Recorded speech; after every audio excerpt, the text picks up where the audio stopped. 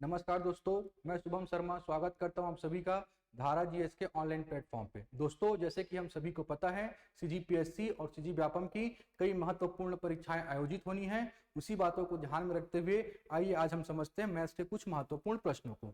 आइए स्टार्ट करते हैं हमारा पहला प्रश्न। तो पहला प्रश्न क्या दिया हुआ है, 4 to the power a equals to 5, 5 to the power b equals to 6, 6 to the power c equals to 7, 7 to the power d equals to 8 हो तो a into B into C into D बराबर क्या होगा बताइए। जैसे कि दिया क्या है, 7 to the power d equals to 8, तो मैं इसको लिख सकता हूं ना 8 equals to 7 to the power d। और 7 को कैसे डिफाइन किया गया है, तो 7 जो है वो किसके बराबर में है, 6 टू दी पावर c के बराबर में। तो मैं 7 को रिप्लेस कर सकता हूं और 7 के प्लेस में क्या लिख सकता हूं, 6 टू दी पावर c, और पावर में क्या लगा हुआ है d। इस प्रकार यहाँ पे क्या मिलेगा, 6 to the power c into D. इसी प्रकार 6 को कैसे डिफाइन किया गया है, 6 किसके बराबर है, 5 टू दी पावर b के बराबर में। तो मैं 6 को रिप्लेस करके क्या लिख सकता हूं, 5 to the power b whole to the power c into D. तो फाइनली यहाँ पे रिजल्ट क्या मिलेगा मेरे को, 5 to the power b whole b c d। इसी प्रकार 5 को कैसे डिफाइन किया गया है, तो 5 को डिफाइन किया गया है 4 टू दी पावर a। तो मैं 5 को रिप्लेस करके क्या लिख सकता हूं, 4 टू दी पावर a, और पावर में क्या लगा है b c d, और ये सभी के सभी किसके बराबर में है, 8 के बराबर में। तो 8 बराबर में क्या लिख सकता हूं, 4 to the power a b c d। अब हमको सर्च एंड इंडाइसिस का एक प्रॉपर्टी मालूम होना चाहिए। क्या है property, a to the power m equals to a to the power n होगा, तो हम लिख सकते हैं m बराबर n। ये प्रॉपर्टी क्या है, यदि हमारा आधार समान है और बीच में इक्वल्स टू लगा है, तो जो घात हैं वो आपस में क्या हो जाएंगे, बराबर। जो घात है वो आपस में क्या हो जाएंगे, बराबर। परंतु मैं यहाँ पे देख पा रहा हूं जो मेरा आधार है ये दोनों के दोनों कैसे हैं, अलग अलग। तो सबसे पहले मैं क्या कर सकता हूं, इस आधार को समान कर सकता हूं। तो जब आधार को समान करेंगे तो कैसे करेंगे, तो हम गुणनखंड निकाल सकते हैं। तो गुणनखंड निकालेंगे 8 का, तो क्या मिलेगा, 2 4 जा 2 2 जा 4, 2 1 जा 2। तो जो 8 का गुणनखंड मिलेगा वो क्या मिलेगा, 2 का घात 3। इसी प्रकार जब मैं 4 का गुणनखंड निकालूंगा तो क्या मिलेगा, 2 दूनी 4, 2 एकम 2। तो मैं 4 को क्या लिख सकता हूं, 2 का घात 2। इस प्रकार मैं 8 को रिप्लेस करूंगा और रिप्लेस करके क्या लिखूंगा, 2 का घात 3। इसी प्रकार मैं 4 को रिप्लेस करके क्या लिखूंगा, 2 का घात 2, और बगल में क्या लगा हुआ है, ए बी सी डी। अब आप देखेंगे तो क्या मिलेगा, 2 का घात 3, और ये आपस में मल्टीप्लाई होकर क्या मिल जाएगा, 2 का घात 2 ए बी सी डी। अब आप देख पा रहे हैं कि यहाँ पे आधार समान हो गया, और अगर आधार समान हो गया तो इसके घात आपस में कैसे हो जाएंगे, बराबर। तो मैं लिख सकता हूं 3 equals to 2 times of A B C D. पूछा क्या गया है, ए बी सी डी का वैल्यू, तो ए बी सी डी बराबर क्या हो जाएगा, 3/2, और 3/2 यानी कितना हो गया, 1.5। तो जो हमारा आंसर हो जाएगा वो कौन सा होगा, ऑप्शन नंबर बी। चलिए बढ़ते हैं अगले प्रश्न में। ये कौन सा क्वेश्चन है आपका, सीरीज का। अगर सीरीज का प्रश्न दिया है और क्या दिया हुआ है, 1/1 into 2 plus 1/2 into 3 plus 1/3 into 4 plus dot dot dot dot plus 1/99 into 100। तो जब भी आपके पास ऐसे प्रश्न आए जो हर में कैसा लिखा रहेगा, मल्टीप्लाई के रूप में, जब ऐसे प्रश्न आएंगे तो आप इसको बहुत आसानी से सॉल्व कर सकते हैं। इसके लिए एक सिंपल सा फॉर्मूला है। अगर मैं फंडामेंटल की बात करूं तो फंडामेंटल थोड़ा सा लंबा बनता है और थोड़ा सा क्रिटिकल भी हो जाता है। तो ऐसे प्रश्न आएंगे तो आप सिंपली फॉर्मूला अप्लाई करेंगे और आसानी से बना सकते हैं। तो फॉर्मूला क्या है, तो फॉर्मूला होता है 1 difference of denominator, difference of denominator bracket में 1 first value, 1 first value minus 1 last value, 1 last value. यहां पे होगा ब्रैकेट क्लोज। अब यहाँ पे मैंने क्या लिखा, डिफरेंस ऑफ डिनोमिनेटर। तो आप देखेंगे जो प्रश्न दिया हुआ है इनके हर का जो अंतर है वो कितना है, इन सभी में हर का जो अंतर है वो कितना है, यहाँ पे 1। तो यहाँ पे मैं क्या लिखूंगा, 1/1 ब्रैकेट लगाऊंगा। क्या लिखा है, वो है 1 फर्स्ट वैल्यू। तो फर्स्ट वैल्यू कौन सा, तो हर का जो है फर्स्ट वैल्यू, हर का फर्स्ट वैल्यू क्या दिख रहा है आपके पास, 1। बगल में क्या लगा है, माइनस, तो आप भी क्या लगाओगे, माइनस। यहाँ पे 1 के प्लेस में 1, और क्या लिखा हुआ है, लास्ट वैल्यू। तो हर में लास्ट वैल्यू कौन सा है, 100। तो आप यहाँ पे क्या लिखोगे, 100। इसको जब आप हल करोगे तो क्या मिलेगा, 100 माइनस 1 बटे में 100, 100 माइनस 1 बटा 100 यानी कितना हो गया, 99/100। इसका जो आंसर होगा वो क्या हो जाएगा, 99/100। तो इस फॉर्मूले को थोड़ा सा ध्यान रखेंगे, आप इसके हेल्प से 1 सेकेंड में आप आंसर कैलकुलेट कर सकते हैं। फंडामेंटल में अगर आप जाएंगे तो बहुत बड़ा बनेगा। चलिए बढ़ते हैं अगले प्रश्न में। अगला प्रश्न क्या दिया हुआ है? अगला प्रश्न दिया हुआ है 1 to the power 2 plus 2 to the power 2 plus 3 to the power 2 plus dot dot dot dot dot plus 20 to the power 2 equals to 2870। और आपको पूछा क्या गया है? 2 to the power 2 plus 4 to the power 2 plus 6 to the power 2 plus dot dot dot dot dot plus 40 to the power 2 का value क्या होगा? समझिएगा, जो लिखा हुआ है यहाँ पे 2 to the power 2, इसको मैं लिख सकता हूं ना 2 into 1 whole to the power 2। इसी प्रकार मैं 4 को ब्रेक करके क्या लिख सकता हूं? 2 into 2 whole to the power 2। इसी प्रकार मैं 6 को ब्रेक करके क्या लिख सकता हूं? 2 into 3 whole to the power 2 plus dot dot dot dot 40 को क्या लिख सकता हूं मैं यहाँ पे? 2 into 20 to the power 2। Clear हुआ? अब हमारे पास एक प्रॉपर्टी है, अगर a into B whole to the power m रहेगा तो लिख सकते हैं a to the power m into B to the power m। इसी प्रॉपर्टी का यूज करते हुए मैं यहाँ को ब्रेक करूंगा, क्या लिखूंगा यहाँ पे ब्रेक करके? 2 to the power 2 into 1 to the power 2 plus 2 to the power 2 into 2 to the power 2 plus यहाँ पे क्या लिखूंगा? 2 to the power 2 into 3 to the power 2 plus dot dot dot dot dot plus क्या लिखूंगा मैं यहाँ पे? 2 to the power 2 into 20 to the power 2। अब अगर आप ध्यान से देखेंगे तो इन सभी में कॉमन क्या दिख रहा है? 2 टू दी पावर 2। तो मैं इन सभी से कॉमन क्या निकाल लेता हूँ? 2 टू दी पावर 2 और ब्रैकेट में क्या बचेगा? 1 to the power 2 plus 2 to the power 2 plus 3 to the power 2 plus dot dot dot dot plus 20 to the power 2। अब हमको 1 to the power 2, 2 to the power 2, 3 to the power 2 up to 20 to the power 2 का value दिया हुआ है question में। किसके बराबर है वो? 2870। तो यहाँ पे मैं डेटा को रख देता हूँ 2870 और 2 टू दी पावर 2 यानी कितना हो गया? 4। जब आप 4 को मल्टीप्लाई करोगे 2870 से तो आपको आंसर क्या मिलेगा? 11480, जो कि ऑप्शन नंबर कौन सा होगा आपका? सी। बढ़ते हैं अगले प्रश्न में। अगला प्रश्न क्या दिया हुआ है समझिएगा। ये प्रश्न जो है ना सीजी व्यापम में पूछा गया है, सीजी व्यापम के किसी एग्जाम में पूछा गया, तो इस प्रश्न को ध्यान रखेंगे, कभी कभी ऐसा इजी प्रश्न आपके एग्जाम में देखने को मिलेगा आपको। क्लियर है? दिया क्या है? x स्टार y को कैसे डिफाइन किया गया है? 2x plus 5y। उसके बाद पूछा यह गया है तब 3 स्टार 5 5 स्टार 3 से कितना बड़ा है?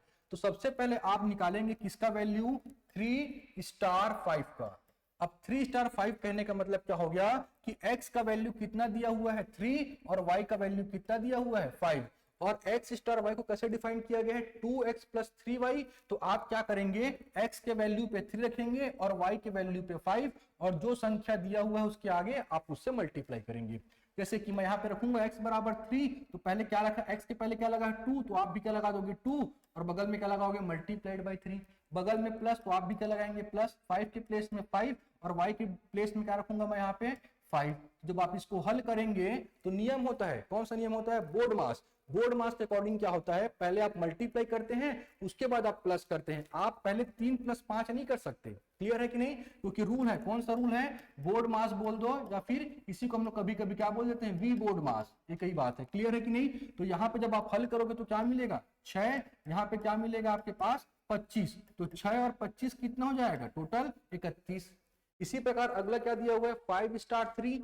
तो 5 स्टार 3 कहने का मतलब क्या हो गया कि x के प्लेस में क्या यूज करना है? 5, और y के प्लेस में क्या यूज करना है? 3। और x स्टार y कैसे डिफाइन किया गया है? 2x plus 5y। तो आप क्या करेंगे? x के प्लेस में क्या रखेंगे? 5। तो 2 के प्लेस में तो 2, x के प्लेस में क्या रखना है? 5, प्लस के प्लेस में क्या रखना है? प्लस, 5 के प्लेस में क्या रखना है? 5, और y के प्लेस में क्या रखना है? 3। फिर आप कौन सा रूल यूज करोगे? बोर्ड मास का। बोर्ड मास में क्या होता है? पहले मल्टीप्लाई, तो 10, फिर क्या होगा? एडिशन। 10 और 5 इंटू 3 कितना हो गया? 15। तो 10 प्लस 15 कितना हो जाएगा? 25। अब पूछा यह गया है कि 3 स्टार 5 और 5 स्टार 3 से कितना बड़ा है? तो आप कितना बड़ा कैसे निकालोगे? तो दोनों का आप अंतर लोगे तो आपको समझ में आ जाएगा कि कितना बड़ा है। कितना बड़ा है? यहाँ पे दिख रहा है हमको ऑप्शन नंबर सी, जो कि कितना है? 6। दोनों के बीच में जो अंतर है कितने का है? 6। तो 6 से क्या है ये? बड़ा। चलिए बढ़ते हैं अगले प्रश्न में। अगला प्रश्न थोड़ा सा इंपॉर्टेंट हो जाता है क्योंकि यहाँ पे एक थोड़ा सा छोटा सा काम करना पड़ता है, समझिएगा। दिया गया है क्या प्रश्न, 8 plus 2√3, 8 plus 2√3 whole divided by 3√3 plus 5 equals to a√3 minus b। इसका मतलब ये हुआ जो RHS है, जो LHS है और RHS है, इन दोनों को आपस में कंपेयर करना पड़ेगा। उसके बाद आपको A और B का वैल्यू मिलेगा। जो A और B का वैल्यू मिला है उसके हिसाब से आपको बताना पड़ेगा कि A प्लस B का मान कितना होने वाला है। तो समझिएगा, जब ऐसे प्रकार के प्रश्न आएंगे जिसमें हर में क्या लगा हो, हर में क्या लगा हो, स्क्वायर रूट, तो जब भी आपके पास ऐसे प्रश्न आए जिसमें हर में क्या लगा हो, स्क्वायर रूट, तो हम लोग वहां पे क्या करते हैं, परिमेयकरण करते हैं। क्या करते हैं, परिमेयकरण, या इसी को इंग्लिश में बोलते हैं रैशनलाइजेशन। तो रैशनलाइजेशन कैसे किया जाता है, तो रैशनलाइजेशन करने के लिए क्या करते हैं हम लोग, डेटा को सेम रखते हैं, जो हर में डेटा है उसको सेम रखते हैं और सिंबल को चेंज कर देते हैं और उसी संख्या से अंश और हर में गुना करते हैं। जैसे कि यहाँ पे मैं करने जा रहा हूं 8 प्लस 2√3, पहले आप संख्या को सेम लिखेंगे, 3√3 प्लस 5। अब मैं बगल में लगाऊंगा मल्टीप्लाई और यहाँ पे क्या करूंगा, रैशनलाइजेशन। तो रैशनलाइजेशन कैसे करते हैं बोला मैं, संख्या को सेम लिखोगे, तो संख्या क्या क्या दिया हुआ है 3√3 और बगल में क्या दिया है 5, लेकिन जो चिन्ह दिया है उसको क्या कर देते हैं, चेंज कर देते हैं। यदि प्लस दिया तो क्या करेंगे, माइनस, अगर माइनस दिया तो क्या करते हैं हम लोग, प्लस। इसी को हम लोग क्या बोलते हैं, रैशनलाइजेशन। 3√3 माइनस 5। अब आपने अंश में मल्टीप्लाई किया तो बैलेंस करने के लिए तो हर में भी करना पड़ेगा। क्लियर है, तो ध्यान रखना, किसी भी एक संख्या पे वर्गमूल लगा रहता है तो हम लोग क्या करते हैं, परिमेयकरण, इसी को इंग्लिश में बोलते हैं रैशनलाइजेशन। अब रैशनलाइजेशन क्यों किए, तो रैशनलाइजेशन हम लोग इसलिए किए ताकि जो हमारा स्क्वायर रूट वाला टर्म है, ये स्क्वायर रूट क्या हो जाए, कैंसल हो जाए और एक पूर्ण संख्या में परिवर्तन हो जाए। अब पूर्ण संख्या में कैसे परिवर्तन होगा, तो अगर आप इसका फॉर्म को देखोगे तो किस फॉर्म में दिख रहा है, ये a प्लस बी में दिख रहा है और एक किस फॉर्म में दिख रहा है, a माइनस बी, और इनके बीच में क्या लगा हुआ है, मल्टीप्लाई। तो अगर a प्लस बी और a माइनस बी का मैं अगर वैल्यू फाइंड करूं तो क्या होता है, a square minus B square. इसी कारण क्या होगा, यहाँ पास से जो स्क्वायर रूट में जो टर्म है वो कैंसिल हो जाएगा, क्योंकि यहाँ पे रिजल्ट क्या मिलता है, स्क्वायर के फॉर्म में, तो स्क्वायर रूट और स्क्वायर आपस में क्या हो जाएंगे, कैंसिल। देखते हैं, आइए इसको अंश में क्या करना पड़ेगा, पहले तो मल्टीप्लाई करना पड़ेगा। तो अंश में मल्टीप्लाई करूंगा तो क्या मिलेगा, देखिए 8 तिया 24 √3 माइनस 8 पंचे 40 प्लस 2 तिया 6, बगल में क्या लगा है √3 इंटू √3 और यहाँ पे क्या मिल जाएगा, प्लस माइनस 10√3 और डिवाइड में क्या मिलेगा आपके पास, डिवाइड में मिलेगा 3√3 का होल स्क्वायर माइनस 5 का होल स्क्वायर। क्यों मिलेगा, क्योंकि फॉर्मूला में आ गया a square minus B square. ये कैसे बिहेव करेगा, a की तरह, ये कैसे बिहेव करेगा, b की तरह। तो a square minus B square, a plus B, a minus B का रिजल्ट क्या मिलता है, a square minus B square, तो क्या हो जाएगा a square minus B square. अब इसको सॉल्व करेंगे तो क्या मिलेगा, देखिए यहाँ पे देखो 24√3 माइनस 10√3 कितना मिल जाएगा, यहाँ पास से 14√3, बगल में क्या लगा है माइनस 40, यहाँ पे क्या मिलेगा 6√3 इंटू √3 इंटू √3 का वैल्यू कितना हो जाएगा, √3 इंटू √3 का वैल्यू हो जाएगा 3, और आपस में जब आप मल्टीप्लाई करोगे तो क्या मिलेगा 6 गुणित 3, 6 कितना हो गया 18। नीचे में क्या मिलेगा, यहाँ पे देखेंगे तो 3 का स्क्वायर ये हो जाएगा और यहाँ पे क्या मिलेगा √3 का स्क्वायर, और यहाँ पे क्या बचेगा 5 का स्क्वायर 25। तो यहाँ पास से रूट और स्क्वायर ये आपस में क्या हो जाते हैं, कैंसिल हो जाते हैं। तो यहाँ पे फाइनली क्या बचेगा आपके पास 14√3 माइनस 22, और नीचे में क्या मिलेगा यहाँ पे 3 का स्क्वायर, 3 का स्क्वायर कितना हो जाएगा 9, और बगल में जो बचा है 3, तो 9 इंटू 3 कितना हो गया 27 माइनस 25। तो जो मिलेगा क्या मिलेगा 14√3 माइनस 22, और नीचे में क्या मिलेगा 27 माइनस 25 2। अब इसको आप कैंसिल भी कर सकते हो, 2 कॉमन निकाल सकते हो आप अंश से। जब कैंसिल करोगे कॉमन निकालोगे तो क्या मिलेगा आपके पास 7√3 माइनस 11। तो ये क्या हुआ आपका, जो LHS से सॉल्व करते करते आए उसका रिजल्ट क्या मिला आपको 7√3 माइनस 11। अब आप इसको कंपेयर करेंगे किससे, RHS से। RHS यानी राइट हैंड साइड में जो डेटा दिया हुआ है। तो आप देख रहे हैं √3 के प्लेस में क्या है, यहाँ पे भी √3, माइनस के प्लेस में यहाँ पे भी क्या है माइनस। तो इसके आगे क्या लगा है √3 वाला वैल्यू क्या बताएगा, उसके आगे का वैल्यू a। इसी प्रकार रूट 3 के आगे कौन सा वैल्यू लिखा हुआ है 7, तो मैं यहां से डिफाइन करूंगा कि a बराबर क्या होने वाला है 7, और माइनस के बाद कौन सी संख्या है b, तो यहाँ पे माइनस के बाद कौन सी संख्या है 11, तो b बराबर कितना हो जाएगा 11। आपको पूछा क्या गया है a प्लस b, तो a प्लस b बराबर कितना हो जाएगा 11 प्लस 7 कितना हो गया 18। तो आपका ऑप्शन नंबर कौन सा हो जाएगा ए। आई होप आप सभी को समझ में आ रहा होगा, इंपॉर्टेंट है ये क्वेश्चन, ठीक है ना, थोड़ा सा लेंथी बनता है परिमेयकरण के कारण। चलिए बढ़ते हैं अगले क्वेश्चन पे। अगला क्वेश्चन दिया गया है 2 का घात 60, 3 का घात 48, 4 का घात 36 और 5 का घात 24, इनमें से सबसे बड़ी संख्या कौन सी है। समझिएगा, ऐसे जब प्रश्न आएंगे तो कैसे हल करेंगे, पहले इसके पीछे कॉन्सेप्ट समझते हैं। अगर मैं आपसे पूछूं 2, 3, 4, 5, मैं अगर आपसे पूछूं कि 2, 3, 4, 5 में सबसे बड़ी संख्या कौन सी है, तो आप क्या बोलेंगे कि सबसे बड़ी संख्या कौन सी है सर 5, सबसे बड़ी संख्या कौन सी है 5। इसी प्रकार मैं आपसे पूछता कि सबसे छोटी संख्या कौन सी है, तो आप क्या बोलते, सबसे छोटी संख्या जो है वो क्या है 2। क्लियर है। अगर मैं आपके पास दे दूं 2 to the power 2, 3 to the power 2, 4 to the power 2 और 5 टू दी पावर 2, अब मैं पूछूं कि आपसे सबसे बड़ी संख्या कौन सी है, तो आप क्या बोलेंगे सर 2 टू दी पावर 2 का तो वैल्यू होता है 4, 3 टू दी पावर 2 का वैल्यू होता है 9, 4 टू दी पावर 2 का वैल्यू होता है 16 और 5 टू दी पावर 2 का वैल्यू होता है 25। तो इसमें जो सबसे बड़ी संख्या होगी वो कौन सी होगी 25, और जो सबसे छोटी संख्या होगी वो कौन सी होगी 4। सबसे छोटी संख्या होगी वो कौन सी होगी 4। अब इसी को मैं आपको समझाना चाहता हूं क्या, कि यदि दी गई संख्या है, आधार जिसका अलग अलग है परंतु घात क्या है समान है, ऊपर में कुछ नहीं लगा मतलब क्या लगा रहता है घात में 1, तो अगर घात समान है, देख पा रहे हैं यहाँ पे 1 1 1, यहाँ पे क्या है 2 2 2, तो अगर आधार अलग अलग है परंतु घात समान है, तो जिस संख्या का आधार बड़ा रहेगा वह संख्या अपने आप में बड़ी संख्या, जिस संख्या का आधार छोटा रहेगा वह अपने आप में छोटी संख्या। इसी प्रकार आप यहाँ पे देखो आधार सभी में समान है, अब जिस संख्या का आधार बड़ा है वो अपने आप में क्या हो गई बड़ी संख्या, जिस संख्या का आधार छोटा है वो अपने आप में क्या हो गई छोटी संख्या। तो जब आपके पास आधार समान होगा तो केवल आप देख के बता सकते हैं, अगर आपका घात समान होगा तो आप केवल ये देख के बता सकते हैं कि कौन सी संख्या बड़ी है और कौन सी संख्या छोटी है। पर जो दिया गया प्रश्न है उसमें ये दिक्कत हो गया, जो घात लगाया गया है यहाँ पे क्या लगाया गया है 2 का घात 60, यहाँ पे क्या लगाया गया है 3 का घात 48, यहाँ पे क्या लगाया गया है 4 का घात 36 और यहाँ पे क्या लगाया गया है 5 का घात 24। ये सभी के सभी घात कैसे हैं अलग अलग। तो सबसे पहले क्या करना पड़ेगा आपको घात को समान करना पड़ेगा। अब घात कैसे समान करेंगे, तो घात समान करने के लिए आप यहाँ पे से हाईएस्ट कॉमन फैक्टर निकालेंगे। अब हाईएस्ट कॉमन फैक्टर निकालोगे तो कैसे लिख सकता हूं मैं इसको मैं लिख सकता हूं 2 to the power 5 whole to the power क्या लिख सकता हूं मैं यहाँ पे 12। इसी प्रकार मैं यहाँ पे क्या लिख सकता हूँ 3 to the power 4 whole to the power 12। इसी प्रकार मैं यहाँ पे क्या लिख सकता हूँ 4 to the power 3 whole to the power 12, और इसी प्रकार मैं यहाँ पे क्या लिख सकता हूँ 5 to the power 2 whole to the power 12। तो आप देख पा रहे हैं अब मैं सभी में क्या कर सका, जो घात है उसको समान कर सका। अब देखो अंदर में क्या बचा 2 टू दी पावर 5, तो 2 टू दी पावर 5 का मतलब कितना हो गया 32 होल टू दी पावर 12। इसी प्रकार यहाँ पे क्या हो जाएगा 81 होल टू दी पावर 12। इसी प्रकार यहाँ पे क्या हो जाएगा 64 होल टू दी पावर 12। इसी प्रकार यहाँ पे क्या हो जाएगा 25 होल टू दी पावर 12। आप देख पा रहे हैं सभी के जो घात हैं वो कैसे हो गए समान। तो अगर घात समान हो जाएंगे तो आप केवल आधार को देख के ही बता सकते हैं कि कौन सी संख्या बड़ी होगी और कौन सी संख्या छोटी। तो मैं देख पा रहा हूं इन सभी में सबसे बड़ा आधार किसका दिख रहा है 81 का।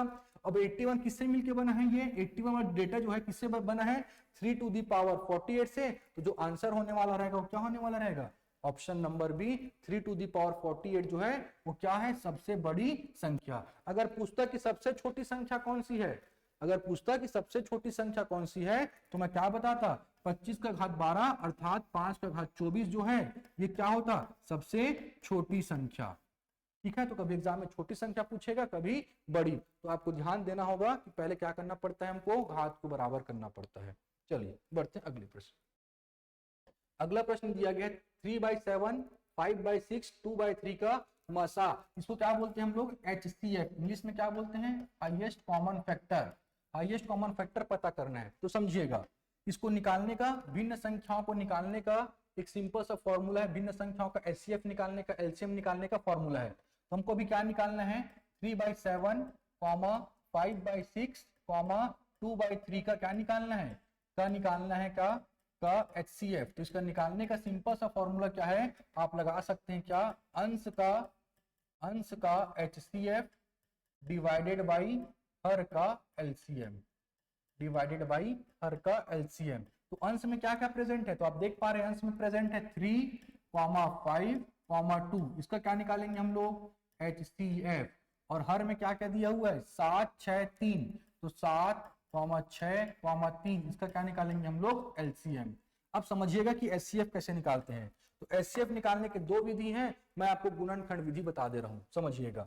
गुणनखंड विधि में क्या करना पड़ता है, जो भी डेटा दिया है उसको आप अलग अलग पकड़ के अलग अलग तरीके अलग अलग निकालेंगे। जैसे कि 3, 5 और क्या दिया हुआ है 2, तो 3 को आप अलग से निकालेंगे, 5 को आप अलग से निकालेंगे और इसी प्रकार 2 को आप अलग से निकालेंगे। तो जब मैं 3 का गुणनखंड निकालूंगा तो क्या मिलेगा, 3 एकम 3। 5 का निकालूंगा तो क्या मिलेगा, 5 एकम 5। और 2 का निकालूंगा तो क्या मिलेगा, 2 एकम 2। तो मैं 3 को क्या लिख सकता हूँ गुणनखंड के रूप में, 3 गुणित 1। 5 को क्या लिख सकता हूं मैं, 5 गुणित 1। और 2 को क्या लिख सकता हूं मैं, 2 गुणित 1। तो जो यहाँ पे कॉमन फैक्टर मिला वो क्या मिला मेरे को, यहाँ पे कॉमन फैक्टर मिला यहाँ पे 1। इसलिए जो यहाँ पे HCF आने वाला रहेगा वो क्या आने वाला रहेगा, 1। इसी प्रकार क्या दिया हुआ है, हर का LCM। और हर में क्या क्या दिया हुआ है, 7, 6, 3। अब LCM कैसे निकालते हैं, ये तो हमको शुरू से मालूम है। आप एक साथ सभी संख्याओं को लिखते हैं, उसके बाद आप देखते हैं कि पहले 2 से भाग हो रहा है कि नहीं हो रहा है, फिर किससे चेक करते, 3 से, फिर 5 से, फिर 7 से। तो अगर एक भी संख्या 2 से भाग होगी तो पहले आप 2 से भाग करेंगे। तो 2 से भाग हो रही है, कौन सी संख्या हो रही है, 6। तो आप पहले 2 से भाग करोगे, 7 तो नहीं होने वाला, ये हो जाएगा 2 3 6, 3 तो नहीं होने वाला। अब फिर किससे जाएगा, ये 3 से जाएगा, 7, कितने बार जाएगा, 1 1। अब फिर किससे जाएगा, ये 7 से, 7 एकम 7, 1 1। तो जो LCM आएगा उसको कैसे लिखते हैं, LCM को तो लिखते हैं क्या, जो यहाँ पे संख्या प्राप्त हुई इसी को मल्टीप्लाई के रूप में लिखते हैं। तो 2 × 3 × 7 कितना हो जाएगा, 6 सत्ते 42। तो यहाँ पे क्या आ जाएगा, 42। तो जो आपका आंसर आएगा 3/7, 5/6 और 2/3 का HCF वो क्या आ जाएगा, 1/42। आपको थोड़ा सा फॉर्मूले को ध्यान में रखना है। फॉर्मूला क्या होता है HCF निकालने के लिए, तो HCF निकालने के लिए अंश का HCF डिवाइडेड बाई हर का LCM। अंश कहने का मतलब न्यूमरेटर, हर कहने का मतलब क्या हो गया, डिनोमिनेटर। चलिए बढ़ते हैं अगले प्रश्न में। अगला प्रश्न दिया गया है 11/14, 55/42, 33/35, 44/63 का लघुत्तम समापवर्ती। लघुत्तम समापवर्ती कहने का मतलब क्या हो गया, LCM। इसके पहले हमने क्या सीखा, HCF। अभी क्या ज्ञात करने बोल रहा है आपको, LCM। और कैसी संख्याओं का ज्ञात करने बोल रहे हैं, जो कि किसमें है, भिन्न में है, फ्रैक्शन में है। तो इसका भी निकालने का सिंपल सा फॉर्मूला है। तो आइए समझते हो क्या है, 11/14, 55/42, 33/35, 44/63। इसका क्या निकालना है, LCM। तो इसका LCM निकालने का फॉर्मूला क्या होगा, तो आप बोलेंगे क्या, अंश का LCM डिवाइडेड बाई हर का HCF। तो आप देख पा रहे हैं क्या चेंजेस हुआ। पिछले बार आपको HCF निकालने बोला था तो अंश में HCF ले रहे थे, अभी आपको LCM निकालने बोला तो आपने अंश में LCM लिया है। तो इस बात को थोड़ा सा ध्यान रखेंगे, जब LCM निकालने बोलेगा तो हम लोग क्या निकालेंगे, अंश वाले का LCM और हर वाले का HCF। चलिए समझते हैं कि अंश में क्या क्या डेटा प्रेजेंट है। तो अंश में प्रेजेंट क्या क्या है, 11, 55, 33 और 44। इसका क्या निकालना होगा, LCM। इसी प्रकार हर में क्या क्या डेटा प्रेजेंट है, 14, 42, 35 और 63। इसका क्या निकालना होगा, HCF। ठीक है, आइए निकालते हैं किसका, 11, 55, 33 और 44 का LCM। LCM क्या मिलेगा, देखिए ये 2 से पहले जाएगा, 11 तो नहीं जाएगा, 55, 33 और ये क्या हो जाएगा, 22। फिर जाएगा 2 से, 11, 55, 33 और यहाँ पे क्या मिलेगा, 11। फिर किससे जाएगा, 3 से जाएगा, 11, 55, 11, 11। फिर किससे जाएगा, 5 से, 11, 11, 11। यहाँ पे भी क्या आएगा, 11। और फाइनली किससे जाएगा, 11 से, 11 एकम 11। तो जो आपको LCM मिलेगा वो क्या मिलता है, LCM इन सभी संख्याओं का मल्टीप्लाइड या गुना करने पे जो संख्या मिलेगा यही क्या कहलाएगा हमारा एलसीएम। गुना करने पे क्या मिलेगा, 2 दूनी 4, 4 तिया 12, 12 पंचे 60, 60 गुनी 11 660। तो आपको जो एलसीएम मिलेगा वो क्या मिलेगा 660। इसी प्रकार क्या निकालना होता है हमको, हर में दी गई संख्याओं का एचसीएफ। तो एचसीएफ निकालना भी सीखा हमने। एचसीएफ कैसे निकालते हैं, सभी संख्याओं का अलग अलग गुणनखंड निकाल के। तो आप 14 का पहले निकालोगे, फिर किसका निकालोगे 42 का, फिर 35 का, फिर किसका निकालेंगे 63 का। तो पहले 14 का निकालेंगे तो क्या मिलेगा 2 7 जा 14, 7 1 जा 7। इसी प्रकार यहाँ पे 2 से जाएगा कितना जाएगा 21, फिर किससे जाएगा 7 से, 3 से जाएगा, फिर किससे जाएगा 7 से। इसी प्रकार एक पहले किससे जाएगा 5 से, 5 7 35, फिर किससे जाएगा 7 एकम 7, पहले किससे जाएगा 3 से 21, फिर किससे जाएगा 3 से 7 टाइम्स, फिर किससे जाएगा 7 से 1 टाइम। तो जो यहाँ पे मिलेगा आपको एचसीएफ या 14 का गुणनखंड क्या मिलेगा, पहले 14 का गुणनखंड लिखूंगा तो 2 गुणित 7 गुणित 1 42 का क्या मिलेगा 2 गुणित 3 गुणित 7 गुणित 1। इसी प्रकार 35 का क्या मिलेगा 5 गुणित 7 गुणित 1। और इसी प्रकार 63 का क्या मिलने वाला है, तो 63 का मिलने वाला है 3 गुणित 3 गुणित 7 गुणित 1। अगर आप देखेंगे तो इसमें हाईएस्ट कॉमन फैक्टर क्या मिला आपको, हाईएस्ट कॉमन फैक्टर मिलने वाला है वो क्या मिलने वाला है 7। इसका मतलब 14, 42, 35 और 63 का जो एचसीएफ आएगा वो क्या आएगा 7। जो आपका आंसर होगा क्या हो जाएगा 660/7। हालांकि ऑप्शन नहीं है लेकिन इसका आंसर क्या होगा 660/7। चलिए अगले क्वेश्चन पे बढ़ते हैं। दो संख्याओं का लघुत्तम समापवर्ती 1920 तथा महत्तम समापवर्तक 16 है। यदि इनमें से एक संख्या 128 हो तो दूसरी संख्या ज्ञात कीजिए। अभी बताया मैं लघुत्तम समापवर्ती यानी क्या होता है इंग्लिश में एलसीएम। क्या होता है एलसीएम, एलसीएम। इसी प्रकार महत्तम समापवर्तक का मतलब क्या होता है एचसीएफ। ठीक है, तो अगर हमको पूछा जाए कि दो संख्या दिया है, दो संख्याओं का एलसीएम और एचसीएफ, और उसके बाद भी क्या दिया है उसमें से एक संख्या भी दी गई है, तो जब ऐसे क्वेश्चन आए जिसमें आपको दूसरी संख्या बतानी हो तो आपको एक रिजल्ट मालूम होना चाहिए, क्या कि दो संख्याओं का गुणनफल इसके एलसीएम तथा एचसीएफ के गुणनफल के बराबर होता है। बस अब आपको क्या करना है, केवल डेटा को रखना है और आपको आंसर कैलकुलेट करना है। ये बहुत इंपॉर्टेंट क्वेश्चन है, सीजी व्यापम में बार बार पूछा गया है इस रिजल्ट को लेकर। तो दो संख्याओं का गुणनफल उसके एलसीएम और एचसीएफ के गुणनफल के बराबर होता है। ठीक है, तो एलसीएम बराबर कितना दिया हुआ है हमारे पास 1920, एचसीएफ कितना दिया है 16, एक संख्या कितनी दी गई है 128। मैं मान लेता हूँ संख्या कौन सी है ए बराबर कितना दिया है 128। दूसरी संख्या मान लेता हूँ मैं बी, जो कि मेरे को फाइंड करना है। तो बी बराबर यहाँ पे क्या हो जाएगा 1920 गुणित 16 बटे में कितना हो जाएगा 128। 16 कम 16, 16 128, 8 के टेबल में कटेगा कितना मिल जाएगा 240। जो आपको दूसरी संख्या मिलने वाली होगी बी बराबर कितना मिलेगा 240। इस फॉर्मूले का थोड़ा सा ध्यान रखेंगे, व्यापम में बार बार पूछा गया है। चलिए बढ़ते हैं अगले प्रश्न। अगला प्रश्न दिया है 3/7, 2/9, 4/13, 6/11, 7/9 में सबसे बड़ी भिन्न संख्या कौन सी है। अच्छा, इसमें समझिएगा, इसमें कोई शॉर्टकट वॉर्टकट पढ़ने की जरूरत नहीं है, जो हम पढ़ते हैं बस उसी को फॉलो करेंगे। केवल हम सिंपल सा क्या करेंगे डिवाइड करेंगे और डिवाइड करके पता कर लेंगे कि सबसे बड़ी संख्या कौन सी है। क्लियर है, समझते हैं, आइए डिवाइड कर करके देखेंगे। 3/7, तो 3/7 कहने का मतलब क्या हो जाएगा, जब आप 3 को डिवाइड करोगे किससे 7 से, तो कितने बार में जाएगा, पहले बार ये 0 बार में जाएगा, क्या बचेगा 3, आप लगाओगे पॉइंट, यहाँ पे क्या हो जाएगा 0, कितने बार में जाएगा 4 बार में, 28 माइनस करो क्या बचेगा 2, पॉइंट के कारण क्या उतर आ गया यहाँ पे 0, कितने बार में जाएगा 7 2 जा 14, रिमाइंडर क्या बचा 6। तो आप क्या करेंगे, कितना मिल गया 0.42। इसी प्रकार अगला क्या दिया हुआ है हमारे पास 2/9, तो 2/9 कहने का मतलब क्या हो जाएगा, जब मैं 2 को भाग करूंगा किससे 9 से, तो पहले कितने बार में जाएगा ये 0 बार में, क्या बचेगा यहाँ पे 2, पॉइंट लगाओगे यहाँ पे 0, फिर कितने बार में जाएगा 2 बार में 18, क्या बचेगा 2, इस पॉइंट के कारण क्या उतरेगा 0, फिर कितने बार में जाएगा 2 बार में 18, फिर बचा कितना 2, तो 2/9 का वैल्यू कितना मिल गया 0.22।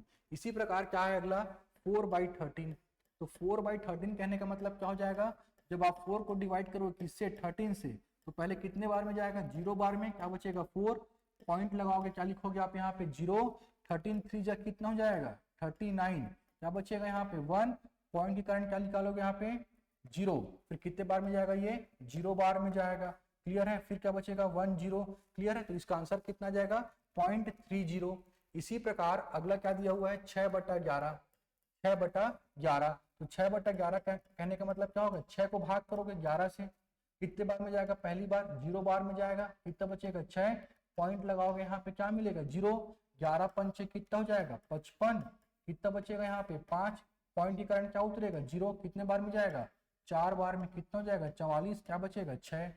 अब लास्ट क्या बचा आपके पास 7/9।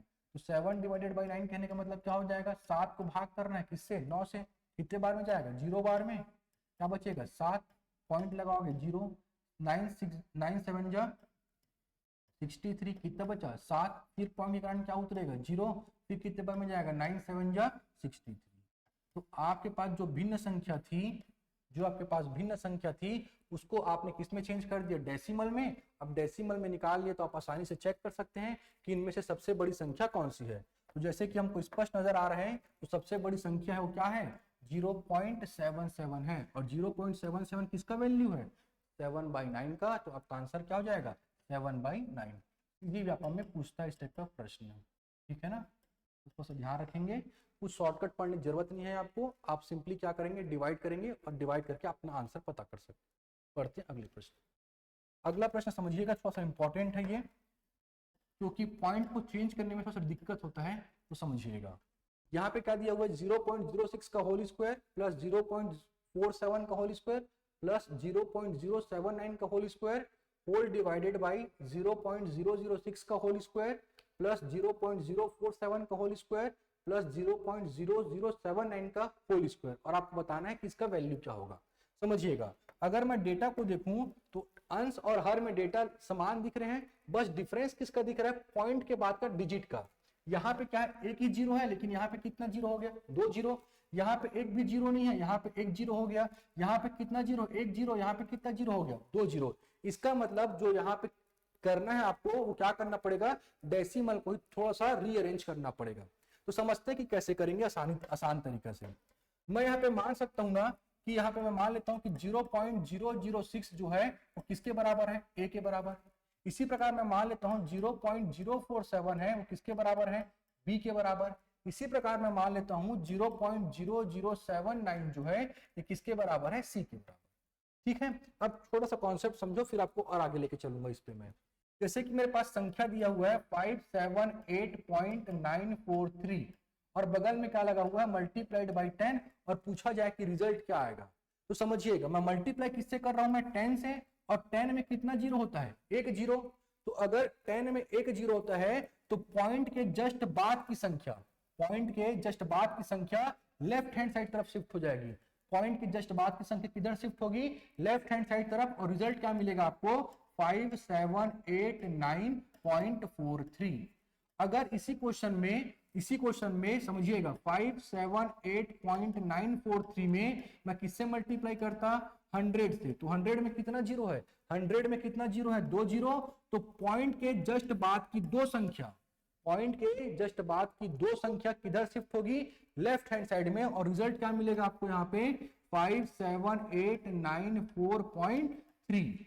तो जो डेसिमल की तरफ शिफ्ट होती है किस पे डिपेंड करता है, डेसिमल के लेफ्ट तरफ शिफ्ट होगी कि नहीं होगी किस पे डिपेंड करता है, पहले तो डिपेंड करेगा मल्टीप्लाई में, उसके बाद देखना पड़ेगा कितने जीरो लगे हैं। जितने जीरो लगे हैं उतने संख्या को आप लेफ्ट हैंड तरफ क्या करेंगे रिप्लेस करेंगे या उसकी अरेंज करेंगे, ठीक है कि नहीं लेफ्ट हैंड साइड तरफ। अगर यही बात अगर आपके पास मल्टीप्लाई की जगह में किसमें पूछता डिवाइड में, तो आप कैसे करते हैं समझिएगा 578.943 और डिवाइड बाय क्या देता आपके पास 10।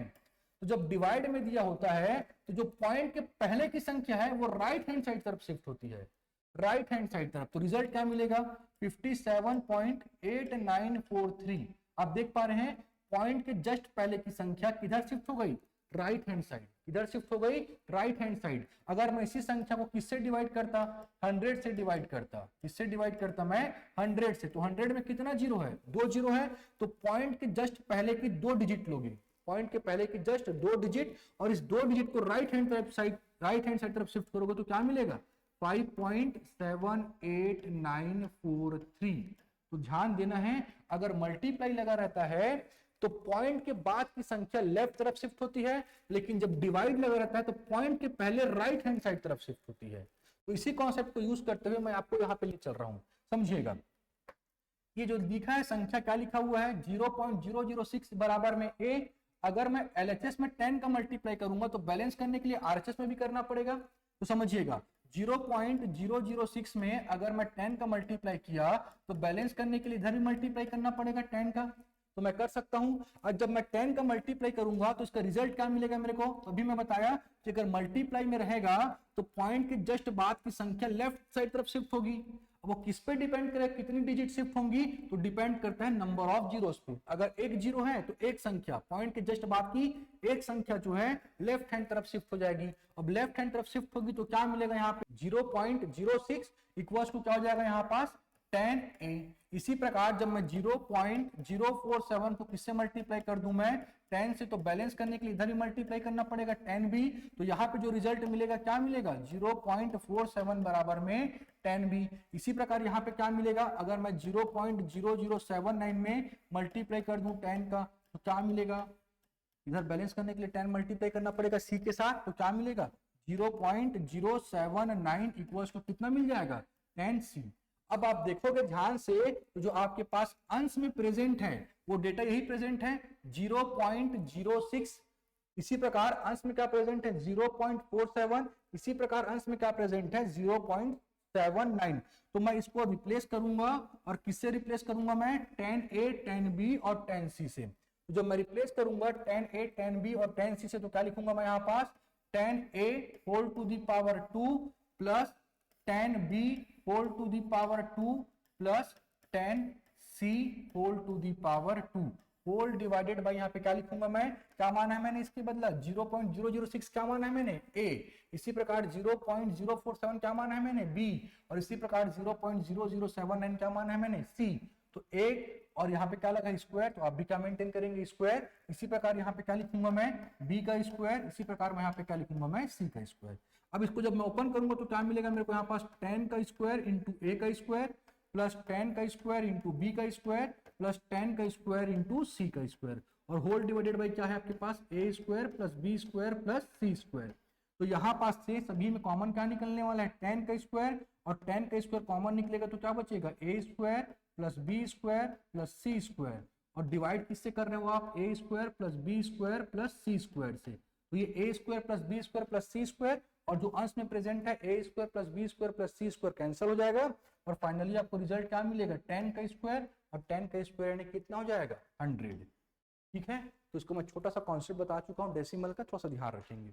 चलिए बढ़ते हैं अगले प्रश्न में। अगला प्रश्न किसका है आपका घातांक एवं करणिक है। तो समझिएगा दिया क्या गया आपके पास 4 to the power n equals to 1024।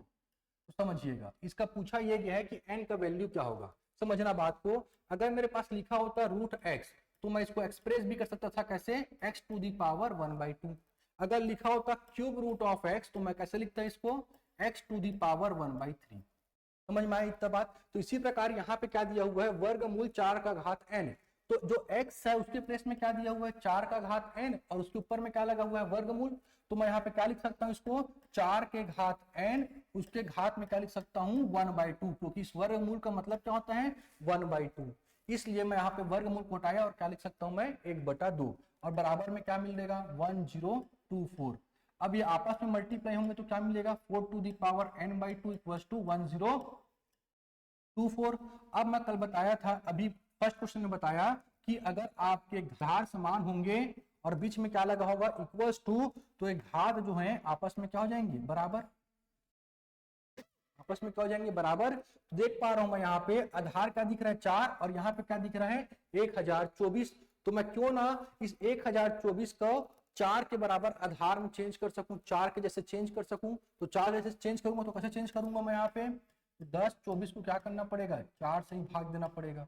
तो कितना मिलेगा 256, फिर जाएगा 4 से कितना मिल जाएगा यहाँ पास से 64, फिर जाएगा 4 से कितना मिल जाएगा 16, फिर जाएगा 4 से कितना मिल जाएगा 4, फिर जाएगा 4 से कितना मिल जाएगा 1। तो इस प्रकार मैं लिख सकता हूँ 4 टू दी पावर n/2 और 10-24 को मैं क्या लिख सकता हूँ 4 टू दी पावर 5। अब आपका आधार समान हो गया तो घात आपस में कैसे हो जाएंगे बराबर, और आप यहाँ से क्या निकाल सकते हैं, n का वैल्यू कितना मिल जाएगा, 5 गुणित 2 कितना हो गया 10। जो हमारा आंसर होगा वो कौन सा होगा, ऑप्शन नंबर सी। तो आशा करता हूँ आप लोगों को ये वीडियो पसंद आया होगा। अगर आपको वीडियो पसंद आया तो आप लाइक, कमेंट और शेयर करें। अगर आप चैनल पे नए हैं तो आप चैनल को सब्सक्राइब करें। मिलते हैं हम लोग अगले वीडियो में, तब तक के लिए थैंक यू सो मच।